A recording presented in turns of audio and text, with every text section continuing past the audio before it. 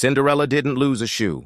She lost her identity in a royal power game, the girl they tried to erase. She wasn't born a servant. She was born Lady Elira of Valenport, a name almost no one remembers now. Not because time forgot her, but because someone wanted it forgotten. Before the ashes, before the glass slipper, before the fairy tale turned her into a myth, there was a girl who lived inside the palace walls, not beneath them. Valenport was a coastal kingdom, wealthy from trade, envied by its neighbors, ruled by King Leontes, a man as shrewd as he was obsessed with legacy. His court was filled with advisors, generals, foreign guests, and one noble family whose fate would one day shake the throne, the House of Corvin. Lord Alaric Corvin was trusted by the king, a war hero, a diplomat, a man with 2 daughters by his second wife, and 1 stepdaughter from his first. That girl? Elira, barely 6 years old when her mother died.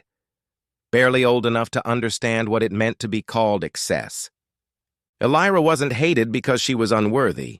She was hated because she was born of royal blood through her mother, a cousin to the queen, and she had a claim to something bigger than anyone expected, a potential marriage to the prince. That's where the war began. Her stepmother, Lady Virel, didn't waste time. The moment Elira's mother was buried, Virel began shifting the household like a chessboard. Servants were replaced. Letters stopped arriving. Elira's gowns were handed down to her stepsisters, and she was told to sleep in the attic because the light was better up there for dreaming. In truth, she was being erased, piece by piece, in silence. At court, no one noticed, or pretended not to. To question the treatment of a noble child was to question the authority of the man who ruled her, her father. And Alaric? He chose the crown over the child. He allowed it. And when Elira's name was finally stripped from the family ledger, replaced with Cinderwench by her cruel half-sister Mirelle, the court laughed. Laughed at a girl who once played among royals, now covered in soot and shame. But she never forgot who she was. Even as her hands cracked from scrubbing marble floors. Even as the only food she ate were scraps after the dogs were fed. Even when her name became nothing more than a joke whispered at court. She remembered the tapestries her mother showed her as a child, stories of queens who ruled with wisdom, not bloodlines. She remembered the poem sewn into her mother's handkerchief. The crown fits those who stand, not those who kneel. And she waited. Waited as Lady Virel bribed scribes to erase Elira's name from public records. Waited as the stepsisters were dressed and paraded at court. Waited as a new rumor was planted that Lady Elira had run off to sea, disgraced by her mother's scandal. A lie. But lies, in royal halls, echo louder than truth, until the prince returned. Prince Thalen had been away in the southern provinces, studying war and diplomacy. He was not the boy Elira remembered from court games as a child. He had grown sharp, distant, and wary of everyone who tried to impress him, which, in Valenport, was everyone. His father, the king, announced a masquerade. 3 nights, all noble families required to attend, a quiet signal to every house. Present your daughters. Thalen will choose a bride. Lady Virel's eyes glittered. This was what she had waited for. She poured gold into the tailor's hands, bought imported silks, trained her daughters to dance, laugh, flatter. Everything Elira once did effortlessly, they were taught mechanically. And Elira? She was forbidden to attend. Virel locked her in the cellar on the first night of the ball. "You'd shame us," she sneered. "No one remembers who you are, not even the prince." But someone remembered. A woman, old, veiled, with eyes that had seen courts rise and fall. She arrived with no fanfare, no carriage, just a cloak that shimmered like fog and hands that moved like wind. They called her many things: witch, oracle, hedge maiden. But Elira's mother had once called her godmother. The woman touched the rusted lock. It opened. She didn't bring a pumpkin or glass slippers. That part was made up later, polished into fantasy. What she brought was a dress. Once Elira's mother's, restored with thread only the old ones knew how to weave. The color shifted in candlelight. Silver, blue, starbone. She said one thing before Elira left. "They tried to take your name. Take it back." And so Elira went, not to dance, not to fall in love. She went to remind a kingdom who she was. But what happened at that masquerade, what truly happened, wasn't the fairy tale they wrote down in books. Because the girl in glass slippers didn't lose her shoe by accident. She left it behind on purpose. The masquerade was a trap. The ballroom glowed like firelight frozen in crystal. Every candle was lit, every curtain drawn wide, every noble in Valenport packed shoulder to shoulder beneath chandeliers that swung gently above polished marble floors. Laughter filled the air, but beneath it all there was a tension so tight it could snap. This wasn't a celebration. It was a hunt. The prince stood at the far end of the hall, masked, regal, motionless, a lion waiting, not to be wooed, but to watch. His father had told him he would find a bride here, but Thalen knew what this ball was really for, to sniff out which families were scheming, which girls were dangerous, which alliances could be forged. Marriage was just the bait. Elira entered quietly. No one saw her at first, not because of magic, but because she'd learned how to walk like a ghost, how to vanish in plain sight, a skill she'd perfected in her own home. She didn't speak, didn't bow, didn't curtsy. She simply moved through the room, watching the ones who had forgotten her. The girls who wore her old jewelry, the lords who once kissed her mother's hand, the servants who used to call her Lady Elira before their fear taught them silence. And when she approached the prince, she didn't introduce herself. She asked him a question. "Do you remember the lion cub you rescued when you were 8? Thalen blinked, then laughed, but not with joy, with something between confusion and disbelief. "That cub clawed me across the chest," he said. "You let it go," Elira replied, "even though they told you to kill it." That was all it took. In a palace where everyone was trying to impress him, Elira reminded Thalen of the one thing no one else could offer: memory. Not flattery, not beauty, but truth. They danced, not for long, not like in the stories where hours flew by in a blur of waltzes and wonder. They danced for the time it took to realize two things. The prince wasn't looking for a bride. Elira wasn't looking for love. She was looking for justice. And just when their second dance was about to begin, the music cracked. Not stopped. Cracked, like something shattered behind the violins. And in a moment so small it was nearly missed, a man in dark velvet slid toward the dais, whispering something in the king's ear. Everything changed. The king stood, lifted his goblet, and made a toast to the daughters of loyalty. Then he looked directly at Elira. She felt it in her bones. This wasn't a ball. This was a trap. Someone had told him she'd come. She turned to leave, and that's when she saw Lady Varel, standing on the upper balcony with both her daughters, her face pale, her mouth tight. She hadn't known Elira would be here. She hadn't planned it. This wasn't her game. Someone else had set the pieces this time.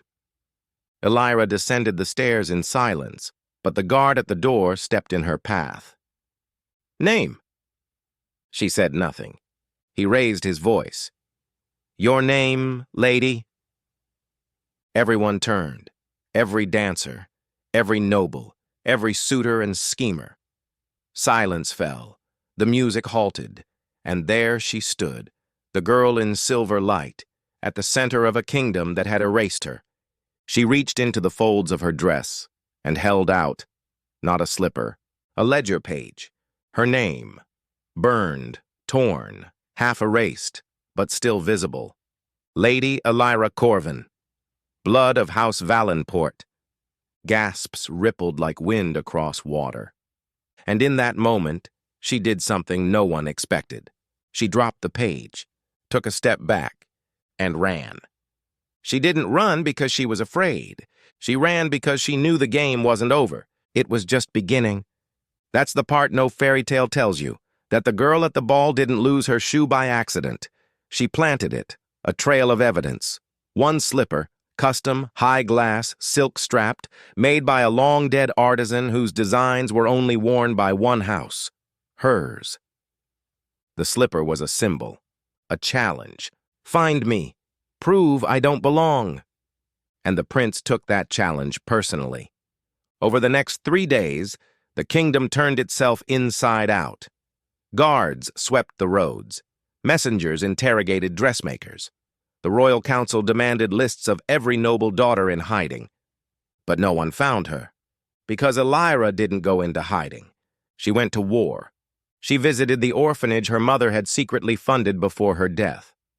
She delivered her mother's letters to a historian who had long doubted the royal records. She met with the steward who used to serve her grandfather and who still kept the signet ring of House Valenport hidden in an iron box. Elira was gathering proof, not for a fairy tale ending, for a case against the people who had erased her. And then she did the unthinkable. She walked back into court, not dressed in rags, not summoned by magic, but draped in black and red, the colors of mourning and vengeance, holding the ledger, the ring, the letters, and the other slipper. She handed them all to the prince and said, "You want a bride? Start by asking why your kingdom buried one of its own." The documents lay spread across the council table like the pieces of a broken crown. A torn family ledger, a faded letter from the queen's cousin, a child's birth record smudged with soot, a ring with a lion's crest that hadn't been worn in over a decade, and at the center of it all, a slipper. Not just any slipper, but one of the last ever crafted by Reinhold the Glazier, whose work had once adorned the feet of royalty, a man who had died 15 years before, and whose final commission was for the daughter of House Corvin. Prince Thalen said nothing at first. He stood there, arms behind his back, staring at the evidence Elira had laid before him like a silent rebellion. Around him, the court buzzed, whispers, accusations, spinning theories like spiders on silk. Lady Varel had fainted. Her daughters sobbed loudly. Lord Alaric Corvin, Elira's own father, was nowhere to be found. Cowardice doesn't always look like betrayal. Sometimes it just looks like absence. The king finally spoke. "Do you expect us to believe a child born of scandal and silence can make a claim against the word of a nobleman and his wife?" Elira didn't blink. "No," she said. "I expect you to believe your own laws." She quoted them, chapter and verse, line by line. Her voice never wavered. Inheritance law, name-in rights, record validation, rights of award when a noble mother dies, everything her mother had once tried to teach her before her voice was stolen by poison or grief, or both. And the prince? He listened. Because Thalen wasn't like his father. He was a student of patterns, a strategist. And he saw something in Elira no one else dared to admit. She wasn't asking for pity. She was demanding a reckoning. In private, he questioned her, not to trap her, but to test her memory, her logic, her purpose. She answered every challenge. She remembered the hawk that landed on the palace balcony during her 4th name day. She remembered the secret passage her mother used to sneak into the observatory tower. She remembered the lullaby her mother used to hum, a song only someone born in House Valenport would know. When she sang it, Thalen closed his eyes, because he remembered it too. The same song his mother used to hum when she walked the gardens with Elira's. They had been cousins, best friends. And when Elira finished, Thalen opened his eyes and asked, "What do you want?" The question wasn't about love. It wasn't about revenge. It was the most dangerous question in any court. What do you want? Because in that moment, He was considering giving it to her.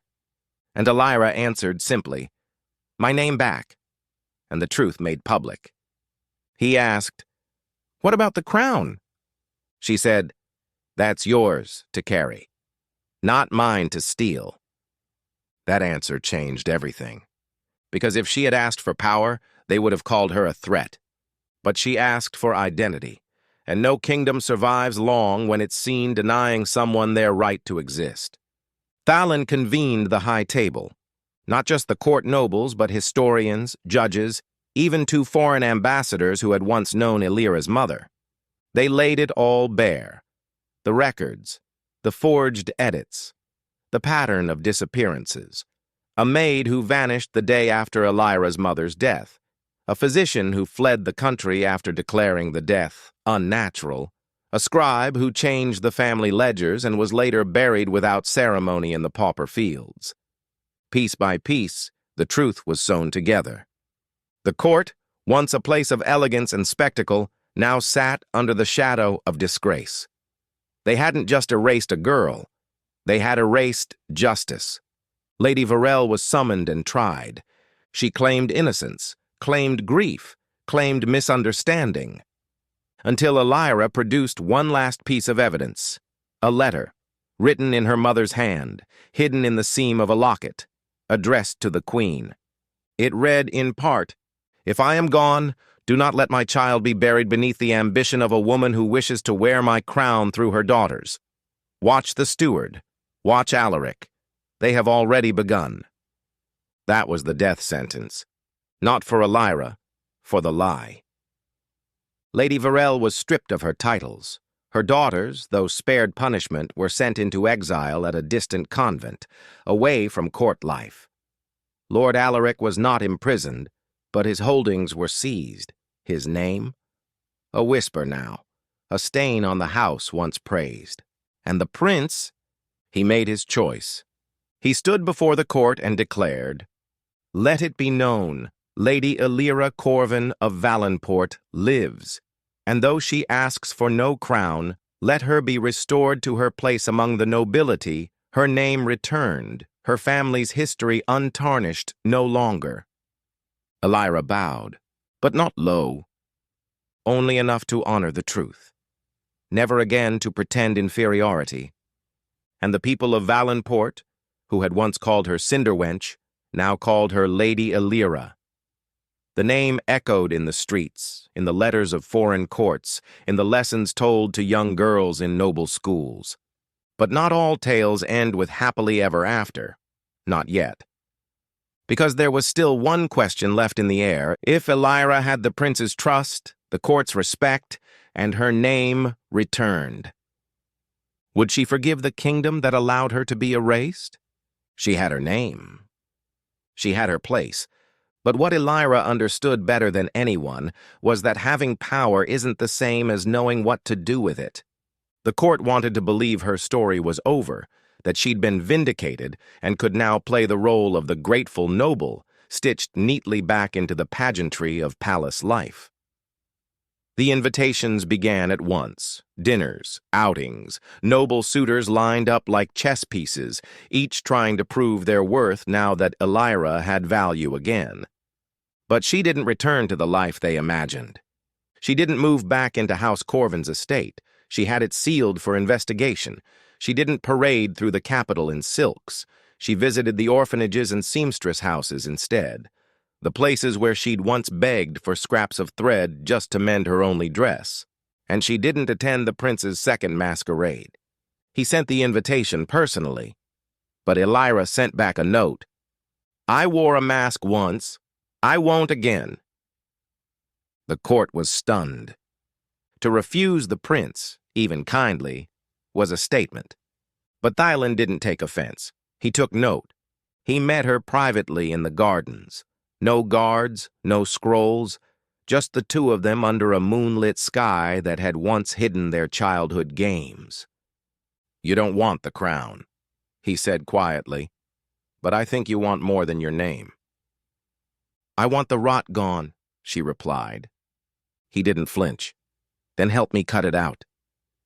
That moment marked the beginning of a partnership no one saw coming. Elira became something more than a noblewoman, more than a scandal redeemed. She became a mirror, reflecting back to the court all the things they had ignored for too long. She proposed new laws, protections for orphaned noble children, independent auditors for noble records, a public trial system for inheritance claims. Her voice became feared in the council chamber, not because she shouted, but because she remembered every lie, every omission, every game they had played at her expense. The older nobles called her disruptive, reckless, dangerous. The younger ones? They followed her. Girls who had been told to smile and curtsy and marry well began quoting her speeches. Boys who had once laughed at her chimney-scarred hands now carried petitions into court. And the people? The people loved her. Not the way they loved princesses in songs, but the way they loved truth in hard times. Because they knew what it meant to be erased, to work in silence, to be told, "You should be grateful we let you stay."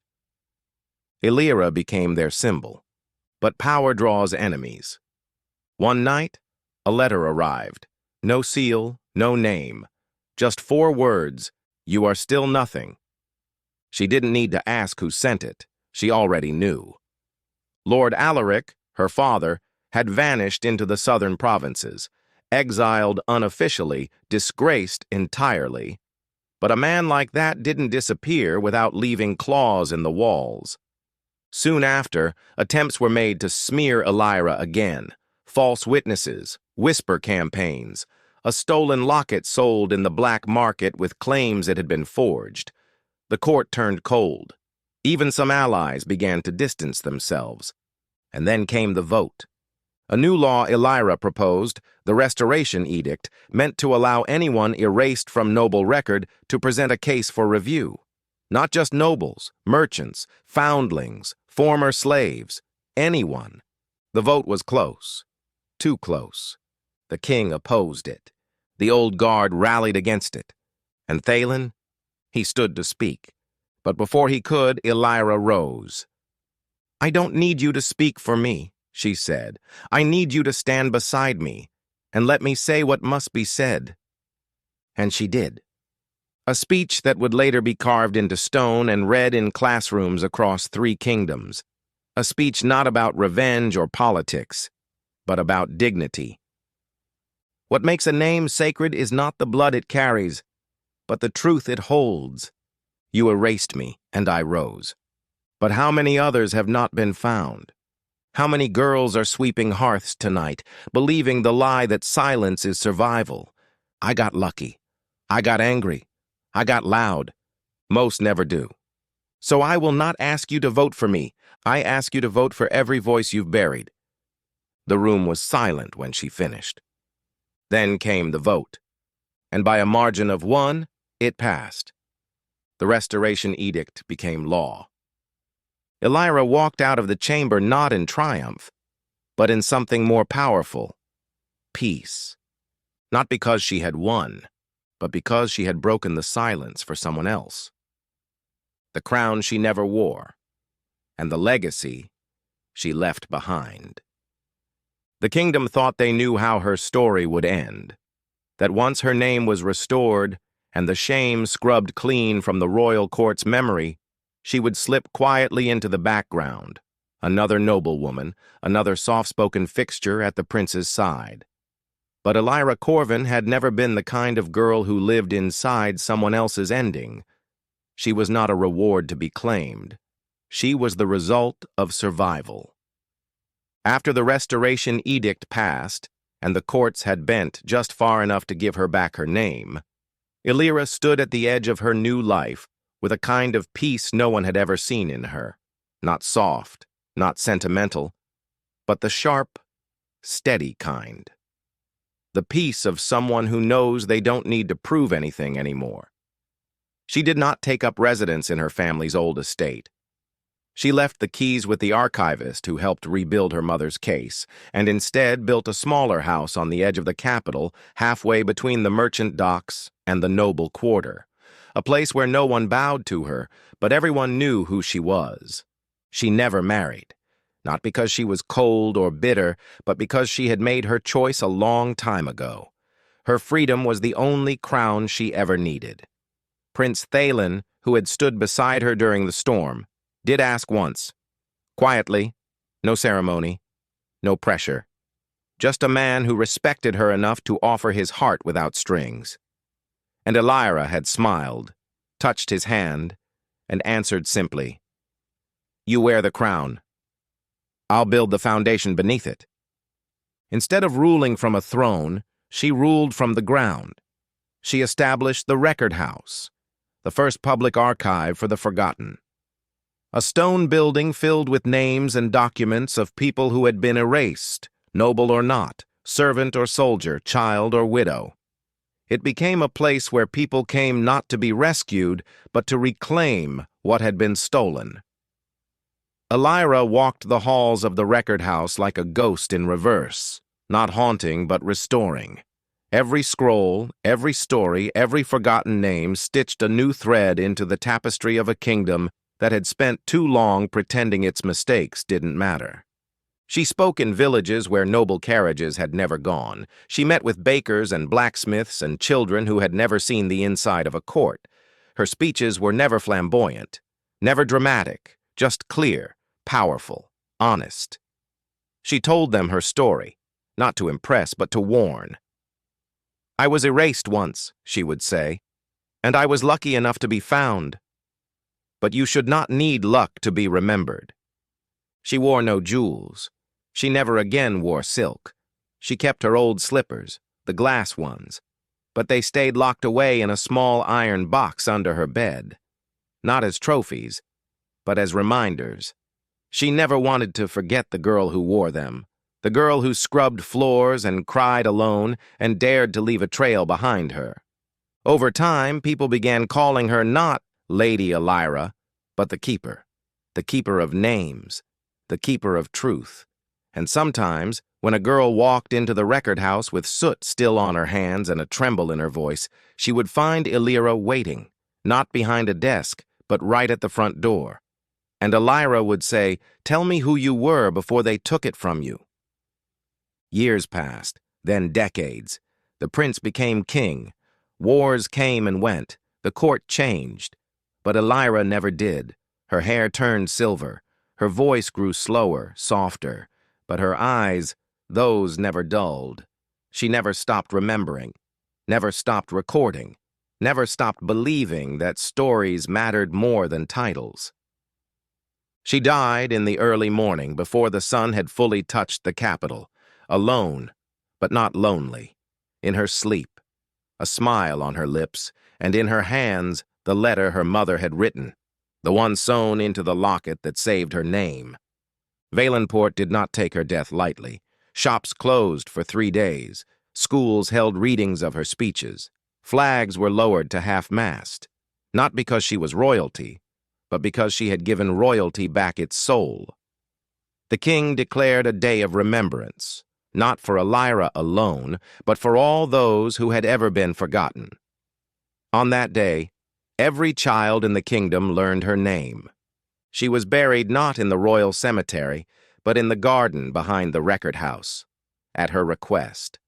Her gravestone bore no title, no list of achievements, only one sentence carved into the stone.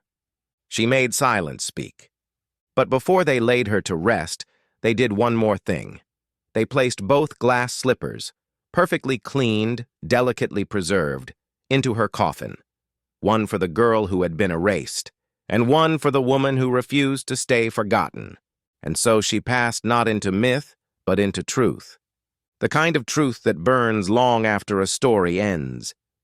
Because Elira Corvin was not a princess. She was not a servant girl saved by magic. She was a survivor who built a kingdom out of memory. She taught them that names could be stolen, but not broken.